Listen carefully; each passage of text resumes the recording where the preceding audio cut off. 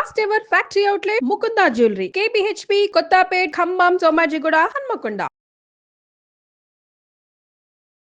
నమస్తే రమగారు. నమస్తే జయ. రమగారు, పెళ్ళిళ్ళకి పిల్లల్ని సిద్ధం చేస్తూ ఉంటాం, చిన్నప్పటి నుంచి చెప్తూ ఉంటాం. ముఖ్యంగా ఆడపిల్లకి ప్రతి సందర్భంలోనూ నువ్వు అక్కడికి వెళ్ళాలి, ఇలా చేయాలి, ఇలా ఉండాలి, ఇలా వండాలి, ఇలా మాట్లాడాలి అని. ఇవాళ రేపు మనకి ప్రీ మ్యారిటల్ కౌన్సిలింగ్ సెంటర్స్ కూడా బాగా పెరిగిపోయినాయి కదా. అక్కడ కూడా ఆడపిల్లల్ని బాగా మీరు ఇట్లా వెళ్ళాలి, ఇక్కడ మాట్లాడాలి, ఇది అడగాలి అని చెప్తున్నాం. ఆడపిల్లల వరకే మాట్లాడుతున్నాం, మరి మగపిల్లలకు కూడా అవసరం కదా. వాళ్ళని ఎలా సిద్ధం చేయాలి, ముందు మనం ఎలా సిద్ధం చేయాలి, లేదు ప్రీ మ్యారిటల్ కౌన్సిలింగ్కి తీసుకెళ్లాల్సిన అవసరం పడితే ఏ ఏ విషయాల గురించి చర్చించేలాగా ముందుకు తీసుకెళ్ళాలి? ఆడపిల్లలకి ఎంత అవసరమో ప్రీ మ్యారిటల్ కౌన్సిలింగ్ మగపిల్లలకు కూడా అంతే అవసరం, ఇంకా అంతకంటే ఎక్కువ అవసరం కూడా చేయ ప్రెజెంట్. డెఫినెట్గా మామూలుగా మనం ఏదైనా మాట్లాడేటప్పుడు ఎప్పుడైనా నేను మాట్లాడినప్పుడు కూడా ఇలాంటి అర్థం వచ్చినాయేమో కొన్ని మాటలు అలా అనిపిస్తూ ఉంటుంది నాకు.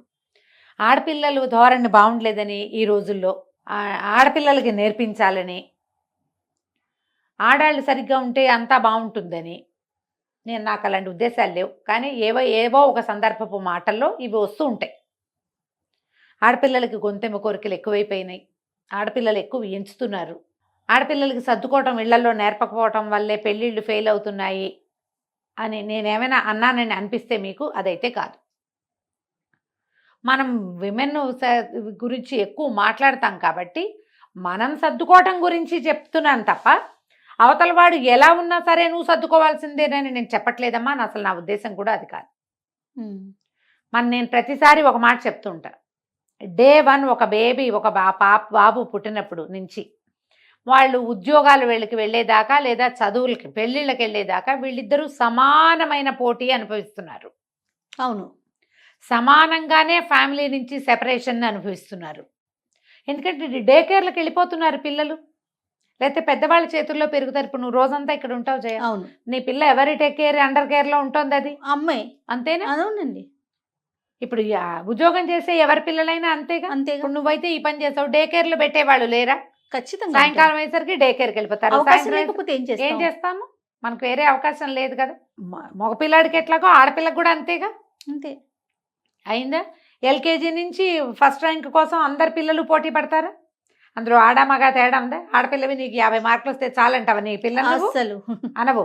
దాన్ని కూడా 1వ నెంబర్కి తోస్తావు. అంతే, మగ పిల్లాడిని తోస్తాం, ఆడపిల్లని తోస్తాం. అంటే ఈ పోటీ తప్పించుకోలేం, ఇన్ఎవిటబుల్, దాన్ని తీయలేము అసలు. మనం అస్సలు లేదు. మన జీవితాల్లో నుంచే ఈ పరుగు పందాన్ని తీయలేకపోతున్నాం. ఈ పరుగు పందెంలో ఆడ మగ తేడా లేకుండా ఇద్దరూ పరిగెడుతున్నారు. నీకు ఐఐటీలోను, ఎన్ఐటీలోను, బిట్స్లోను, మామూలు పెద్ద పెద్ద engineering college CG8 MBA MG8 ఎన్ని ఉన్నాయి. వీటన్నిట్లలోనూ ఆడపిల్లలు కూడా సమానంగానే ఉంటున్నారా, ఉండట్లేదా? 200% అండి. డాక్టర్లు ఆడపిల్లలు ఎక్కడైనా తగ్గుతున్నారా అమ్మా? అస్సలు. ఎంత పోటీ, ఎంత స్ట్రెస్, ఎంత శ్రమ అన్ని రంగాల్లో రమ్మగారు. ఒకప్పుడు మనం కొన్ని రంగాల్లో మగవాళ్ళనే చూసేవారం, అలా అక్కడ కూడా ఆడపిల్లలు కూడా చూస్తున్నాం. పైలట్లు ఉన్నారు, లేడీ పైలట్లు. మరి మనం ఎంతమంది పేర్లు కల్పనా చావ్లా అని చెప్పుకుని తీరాల్సిందే కదా. అవునండి. ఇప్పుడు స్ట్రెస్ సమానంగా ఉంది. జీవితాన్ని తెలుసుకోవటం వీళ్ళు సమానంగానే తెలుసుకుంటున్నారు.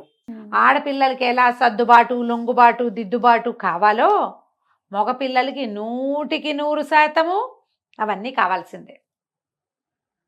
మేలిగో వేషం వేస్తానంటే ఈరోజు కుదరదు. పైగా 1000 మంది మగపిల్లలకి 940 మందే ఆడపిల్లలు ఉన్నారు.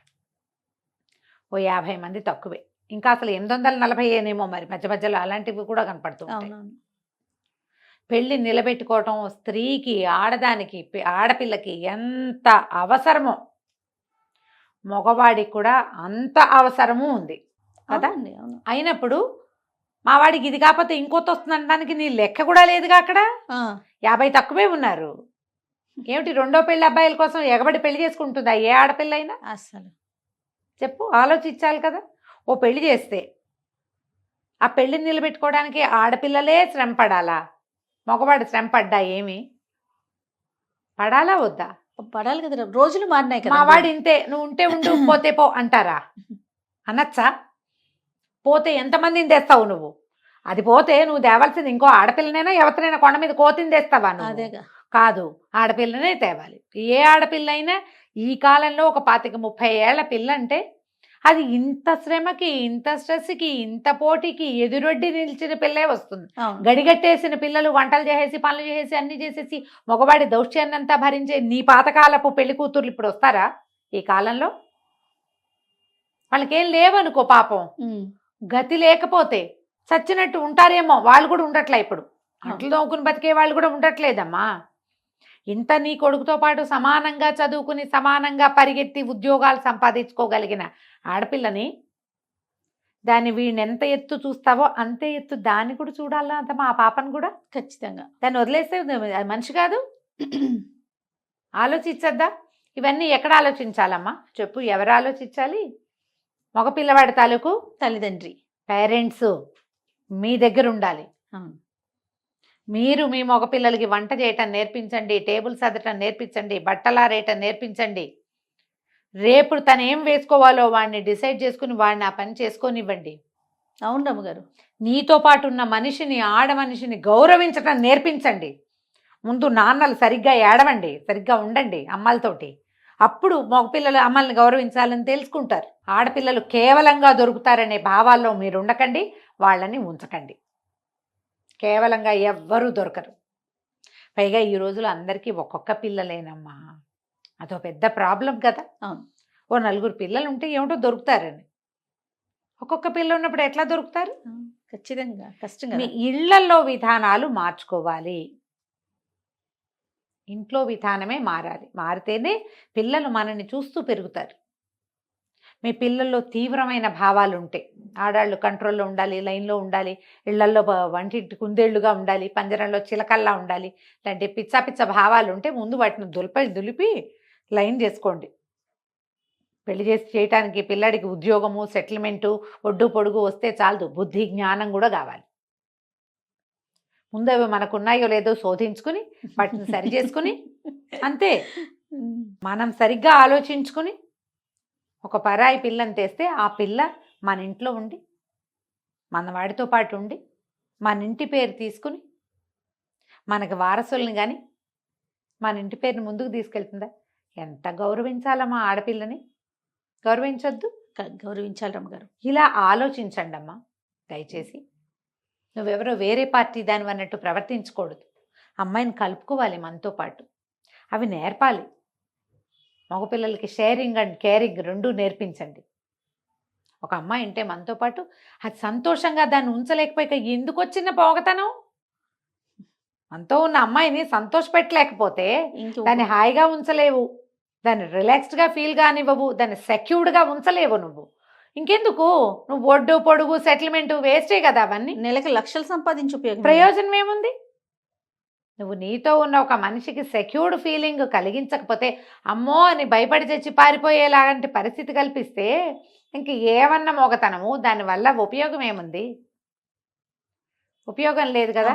పెళ్లి చేసుకునే అబ్బాయిలు ఇది ఆలోచించండి. అమ్మాయిలు అట్లా ఆలోచించట్లేదంటే ఎవరి అనుభవాలు వాళ్ళవి, ఎవరి అనుభవం వాళ్ళది. మీ దగ్గరకు వచ్చిన ఆడపిల్లలు అలా ఉండుండొచ్చు మేబీ. ఇప్పుడు మన దగ్గరకు వచ్చిన మగ పిల్లలు కూడా ఇలా ఉండుండొచ్చు కదా. చక్కగా చూసుకునే అబ్బాయిలు ఉన్నారు, కాల్చుకు తినే అబ్బాయిలు ఉన్నారు, అలాగే ఎంచే ఆడపిల్లలు ఉన్నారు, ఎంచకుండా ముద్దుగా ఉందామనుకునే వాళ్ళు కూడా ఉన్నారు. అది ఇది ఉంది. అవును. ప్రతి వాళ్ళు వాళ్ళ తాలూకు ఏమంటారు జీవిత గమనాన్ని బట్టి, వాళ్ళు పెరిగిన ఎన్వైరన్మెంట్ బట్టి, వాళ్ళు చూసిన పరిస్థితుల్ని బట్టి మాట్లాడతారు. అంతే కదా. అంతే కదా రమ్మగారు. మనం అదే కదా, మనం ఇప్పుడు ఏం మాట్లాడతామో అది మనం చూసింది, చూడండి తెలియంది మనం మాట్లాడలేకపోతాం. కొన్ని కుటుంబాలు అంటే కొన్ని చూసినప్పుడు అట్లా అనిపిస్తుంది రమ్మగారు. పిల్లలకి ఎట్లా నేర్పిస్తారంటే, అమ్మే వండి పెట్టాలి, అమ్మే బట్టలు తీయాలి, అమ్మే షూస్కి పాలిష్ చేయాలి, టేబుల్ మీద పెడితే కొడుకు తినేసి వెళ్ళిపోతాడు అంతే, ఆ ప్లేట్ కూడా అమ్మే తీసుకెళ్ళాలి. ఇలా నువ్వు అలవాటు చేసినప్పుడు రేపు పొద్దున వచ్చే దాని నుంచి కూడా అదే ఎక్స్పెక్టేషన్ ఉంటుంది కదా. అమ్మాయి అదే చేయాలనుకుంటా. ఇదే అమ్మకి ఒంట్లో బాగోలా, ఒక 10 రోజులు ఆవిడ మంచాన పడిందంటే అప్పుడు మీరు హోటల్లో నుంచి తెచ్చుకొని తింటవే తప్ప అంత బియ్యం కడిగి పొయ్యి మీద పెట్టుకొని తినే అంత తెలివి కూడా లేకపోతే, అంటే వాళ్ళకి లేదంటే మనం నేర్పలేదు కదా. ఇంట్లో మగ మనిషి చేయడు, కడుపును పుట్టిన బిడ్డలు చేయరు. ఒక 10 రోజులు బాగోపోతే ఏంటి పరిస్థితి? ఏదో అవసరం పడుతుంది, ఒక 10 రోజులు ఎక్కడికో వెళ్లాల్సిన పరిస్థితి వస్తుంది. అప్పుడు వెళ్ళకుండా ఊరుకు అలాంటి వాళ్ళు అందుకని ఎంతమంది ఉన్నారో తెలుసా వాళ్ళు రమ్మగారు? ఎక్కువ ఉన్నారమ్మా, వాళ్ళు ఎక్కువ ఉన్నారు. ట్రైన్ చేయండి అమ్మా. ట్రై చేయండి, ఇది కరెక్ట్ రమ్మగారు. దీనివల్ల మీ పిల్లల మొగతనం తగ్గిపోతుందని భావించద్దు, భావించద్దు, పెరుగుతుందని తెలుసుకోండి. వాడు అన్ని పనులు అంటే అన్ని పనులు చేస్తేనండి మా మా మరదలు కొంతమంది రాస్తారు కామెంట్లు చూడు చేయని, నేను ఇప్పుడే చెప్తున్నా. మీరు ఇలాగే చెప్తారు, మా తమ్ముడు అన్నీ చేస్తాడు, ఇంకా మా మరదలు ఏ పని చేయదు, అన్ని వాడితోటే చేయిస్తుంది. చేసుకొని వాళ్ళ ఇంట్లో వాళ్ళు చేసుకుంటారు, నీకేం బాధ? ఇలా అంటే ఇది చెప్తే అదా రమ్మగారు ఇది దానికి చెప్తారు, సమాధానం? ఇది చెప్తారు. మగ పిల్లల్ని ట్రైన్ చేయండి అంటే ఇంకా పెళ్ళాలు ఏం పని చేయరు, అది కూడా మాతోటే చేయిస్తారు కదా. ఇద్దరు ఉద్యోగాలకు పోతున్నారు కదా ఇవాళ రేపు.